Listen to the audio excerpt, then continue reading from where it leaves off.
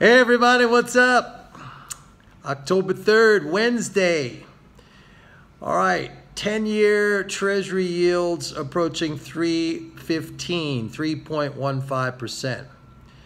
Now, you know, if you've been following me for any length of time, and this goes way back, I've been saying that bond yields are going to go up. And I've been saying that for one reason.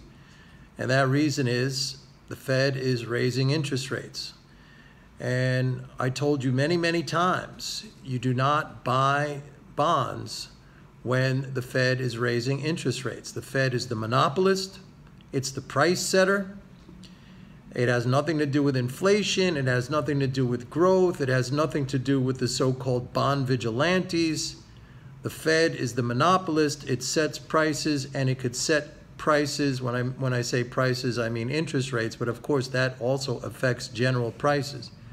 The Fed can set interest rates anywhere along the term structure. That means if it wants to set a 10-year yield, it could set a 10-year yield. If it wants to set a 30-year yield, it could set a 30-year yield.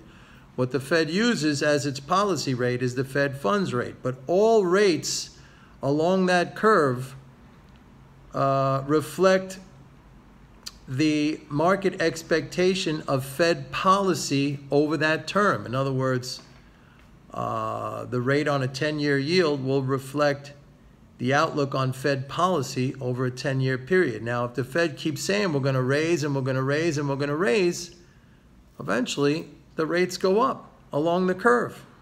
And that's what's happening. And I told you what happened. We had all these cockamamie people on here talking about their trend lines and their charts and the 3%. And we had a lot of big shot Wall Street firms saying 3% was the high. We had that, and I talked about that. And I told you, it's not going to be the high. What's the high going to be? We'll know what the high is going to be because the Fed is going to tell us, that's it, we're done raising rates. And whatever that is, that's the high or it's very close to the high.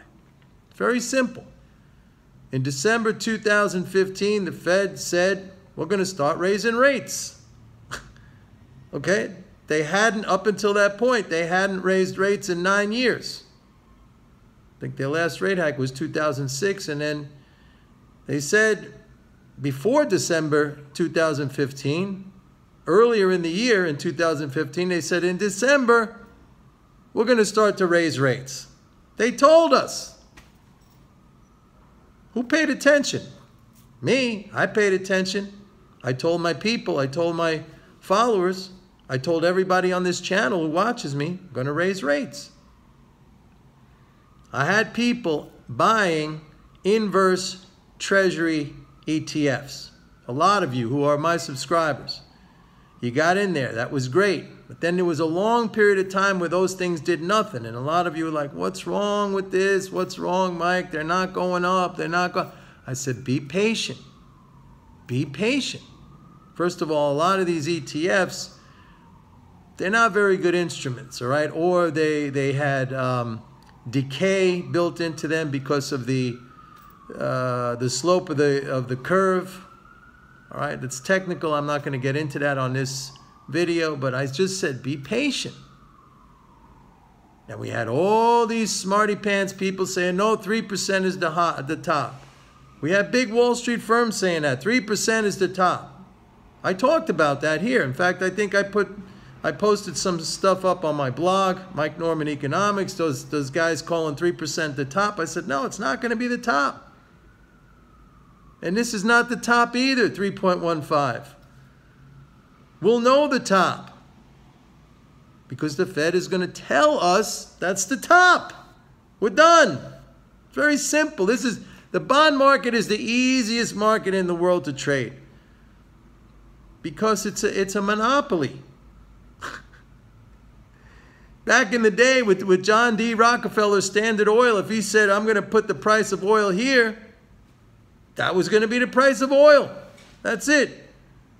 Who were the vigilantes? These little competitors that he crushed? That's how it works. Sorry, if you don't want to believe it, that's up to you. I mean, you could believe anything you want. You could believe in alien abductions. You could believe in Bigfoot. I don't care. I don't care. It's all science. Now, another thing I told you, and I know some of you are going to mention it here, was that the dollar was going to go down. The dollar is going to go down. All right? Right now it's in a sideways pattern that has been in effect since June. Hovering, if you look at the dollar index, hovering up and below 95.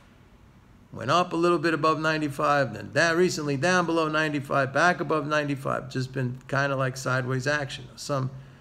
The yen has made new lows for the year, but by a marginal amount. We have some things going on with the dollar. First of all, rate hikes are not bullish for the currency. Everybody believes that right now. If rate hikes were bullish for the currency, you'd have the Argentine peso, the strongest currency in the world. Was it 60% interest rates? You'd have the Turkish lira, the second strongest currency in the world. What is that? 25% interest rates. You'd have the Ukrainian currency. You'd have, what else with super high interest rates? They'd all be the strongest currencies in the world. All right? You'd have the Zimbabwe. If inflation was bullish, and we have inflation picking up here, you'd have Zimbabwe be the strongest currency in the world. Come on, you can't make these arguments one way and then make the argument another way. All right? So everybody's buying into this story now. Okay, they're going to raise rates. It's bullish for the dollar. They're buying the dollar. You could see the portfolio flows. You could see them very, very clearly. It's all speculation. It's all speculative money. It's these technically guided funds that are buying the dollar. They're piling in every time rates go up. They're piling in, but it's not going to last. You're bouncing around 95 on the dollar index. It's a distribution top. That'll end. If you want some technical language, I know some of you, most of you love this technical stuff, just like you love the line, right? The trend line of the yield, which I told you that was going to break. The lines don't create the policy. The lines don't create the fundamentals. I hate to tell you. I hate to break the news to you. Newsflash, the lines don't create the fundamentals. Three things you have to understand. If you have the proper fundamental understanding of the monetary system, which I do. If you have good position management, that means not overextending yourself, etc., which I do. And number three, if you have mental game, which I do, you make money all the time. Sometimes you got to wait. I just had a guy. He posted up on my MMT Trader Facebook page. By the way, yeah, for MMT Trader subscribers, we have a Facebook group page. He said, hey, I just covered all he was long the Canadian dollar or short dollar Canada. Another way of saying, he said, I covered all that at a profit today. I had that position on since April. Got out at a profit. There you go. He could have taken a small prudent loss, right? But what does that mean? And it could be the next trade would have been a small prudent loss, and then another small prudent loss, and then another small prudent loss. We don't do that. All right? We pay with time. He got out with a profit. Bravo to that guy. He did it because of me. He's been with me. He learned about mental game. He learned about paying with time. There you go. So, I don't know what else to tell you. It's all exactly as I called it. Exactly as I called it. And everything's great.